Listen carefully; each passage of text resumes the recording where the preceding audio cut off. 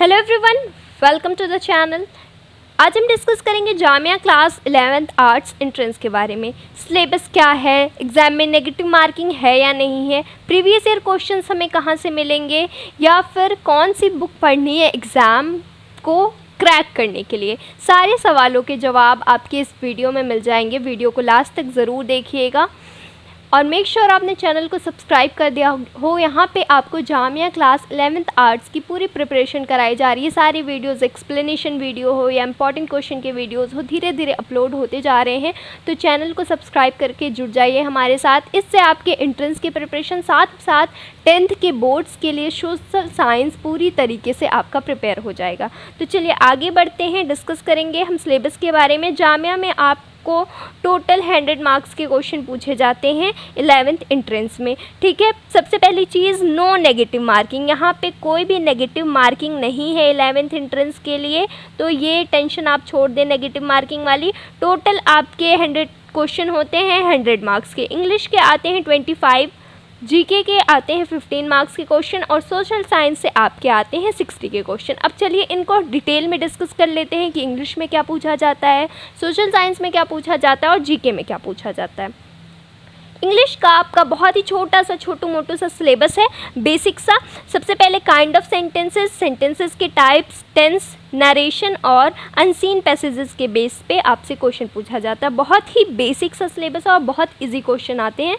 तो आपको इसको क्लियर करने के लिए आप कहीं से भी कोई भी ग्रामर की बुक उठा ले, कोई भी वीडियो देख ले छोटी मोटी, उससे आपके ये कॉन्सेप्ट क्लियर हो जाएंगे। और तो इस चैनल पे हम सारी चीज़ें आपको प्रोवाइड कर रहे हैं, तो इंग्लिश की एक्सप्लेनेशन वीडियोस भी आपको मिल जाएंगी यहाँ से।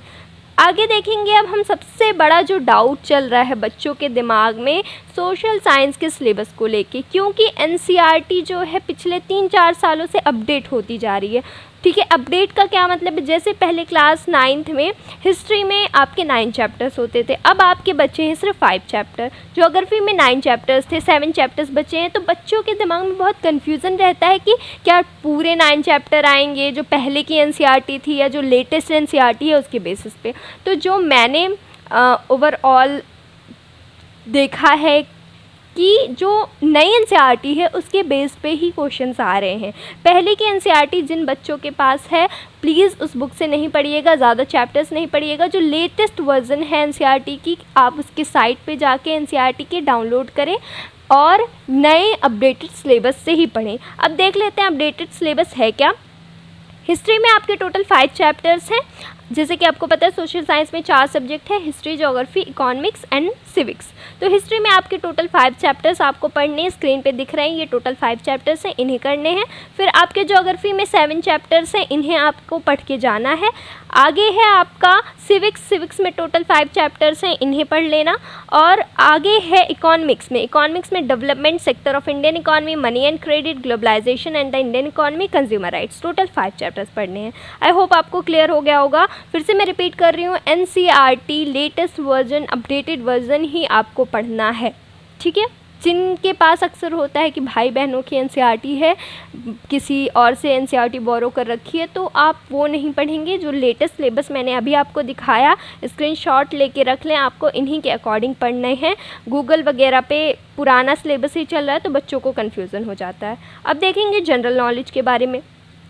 जनरल नॉलेज में क्या आता है, एक ब्रॉड आइडिया दे दूं मैं। इम्पॉर्टेंट डेज जैसे आपसे पूछ ले कि लिटरेसी डे कब मनाया जाता है, एनवायरनमेंट डे कब मनाया जाता है, तो इम्पॉर्टेंट डेज जो हैं, अवार्ड्स, किसको कौन से अवार्ड मिले, बुक राइटर से related question, largest and smallest पूछ लिया जाता है, लार्जेस्ट डैम इन इंडिया। ठीक है, इस तरीके के क्वेश्चन आ जाते हैं। First in India, like who was the first president of India. ये बेसिक मैं जस्ट आइडिया दे रही हूँ, ऐसा इतना बेसिक क्वेश्चन नहीं होता। Was the first chief commissioner of India, chief election commissioner of India. तो ये सब तरीके के क्वेश्चन आते हैं। करंट अफेयर्स आते हैं, बहुत बेसिक करंट अफेयर, 1-2 नंबर के करंट अफेयर आ जाते हैं, तो ज़्यादा लोड लेने की ज़रूरत नहीं है। इन सारों की प्रिपरेशन हम इस चैनल पर आपको कराते रहेंगे, चैनल से जुड़े रहिए। फिर आगे देखते हैं बुक्स कौन सी पढ़नी है। तो बुक्स सबसे पहले अपडेटेड एनसीईआरटी, आप एनसीईआरटी रखोगे अपने पास, ज़रूर रखोगे। अगर आपके पास हार्ड कॉपी नहीं है तो फ़ोन में आपके सॉफ्ट कॉपी की पीडीएफ ज़रूर होनी चाहिए। अपडेटेड एनसीईआरटी, शफीकुर रहमान की गाइड आप परचेज़ कर सकते हो। बहुत ही अच्छी गाइड है। मैंने भी जामिया 11 का एंट्रेंस दिया है, मेरा क्लियर हो रखा है और मेरी स्कूलिंग जो है जामिया गर्ल्स सीनियर सेकेंडरी से ही हो रखी है। तो अकॉर्डिंग टू मी ये गाइड सफिशिएंट है एंट्रेंस के लिए, काफ़ी अच्छी बुक है। क्या है इसमें, चैप्टर एक्सप्लेन है, आपको एक्सप्लेनेशन जो है चैप्टर की एनसीईआरटी से ही पढ़नी है। एनसीईआरटी से पढ़ें या फिर आप वीडियोस देख लें इस चैनल से। फिर आप इस बुक में हर चैप्टर के एमसीक्यूज़ दिए हैं, चैप्टर वाइज एमसीक्यूज़ दिए हैं, तो आप उन्हें सॉल्व करके आसानी से चैप्टर को क्लियर कर सकते हैं। और last 5 year previous year paper आपके पास ज़रूर होने चाहिए। अब आपको ये प्रीवियस ईयर पेपर मिलेंगे कहाँ से? प्रीवियस ईयर पेपर आपको हमारे टेलीग्राम चैनल पे मिल जाएगा। अगर आपके पास टेलीग्राम इंस्टॉल्ड है आपके फ़ोन पे, टेलीग्राम पे जाके आप एंट्रेंस वॉरियर सर्च करेंगे, कुछ इस तरीके से आपको एंट्रेंस वॉरियर का चैनल मिल जाएगा। और यहाँ पे हमने प्रोवाइड कर रखे हैं लास्ट 5 ईयर के previous year paper 11th arts के। तो इस तरीके से आप प्रीवियस ईयर पेपर का एक्सेस ले सकते हो।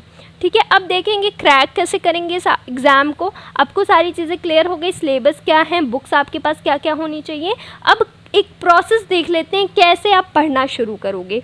ठीक है, सबसे पहले आप एनसीईआरटीज़ के से कॉन्सेप्ट क्लियर करोगे। जैसे कि आपके बोर्ड्स एग्ज़ाम भी हैं तो आपको एनसीईआरटी क्लियर होनी चाहिए, पूरी एनसीईआरटी की। हाँ, चैप्टर में किस चीज़ की बात की जा रही है, इस चैप्टर में क्या पढ़ाया गया है। तो सबसे पहला काम आपको ये रहेगा कि आप एनसीईआरटी पढ़ो। अगर आपको एनसीईआरटी पढ़ने में डिफ़िकल्टी हो रही है, आप चैनल के वीडियोस देख लो, मैंने बहुत ही अच्छे से एक एक चीज़ लेके एनसीईआरटी की एक्सप्लेन कर रखी है। 1-2 वीडियो ज़रूर जाके देखें, आपको अंदाज़ा हो जाएगा कि एनसीईआरटी की सारी चीज़ें कवर हैं। तो एनसीईआरटी पढ़ेंगे आप, फिर आप चैप्टर वाइज एमसीक्यू सॉल्व करेंगे जो मैंने बताया। सबसे पहले काम क्या करना है, एनसीईआरटी पढ़नी है।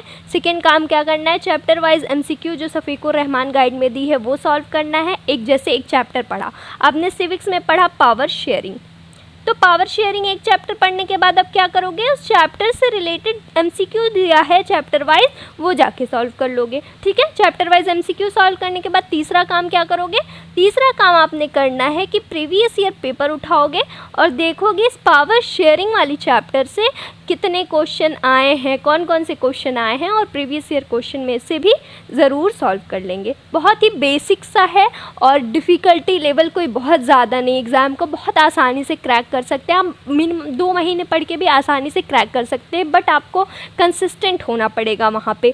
तो आप को क्लियर हो गया होगा। एनसीईआरटी पढ़ेंगे, चैप्टर वाइज एमसीक्यू सॉल्व करेंगे और फिर प्रीवियस ईयर क्वेश्चंस को सॉल्व करेंगे। और सबसे इम्पॉर्टेंट चीज़, रिवाइज़ करना नहीं भूलेंगे आप, ज़्यादा से ज़्यादा रिवाइज़ करते रहिए। ठीक है, बस यहीं पे वीडियो को एंड करते हैं। आई होप आपको सारी चीज़ें क्लियर हो गई होंगी। स्टिल अगर आपको कोई भी डाउट होता है कमेंट सेक्शन में कमेंट करें और मुझसे ज़रूर पूछें। I will try my best to reply each and every comment. Thank you everyone.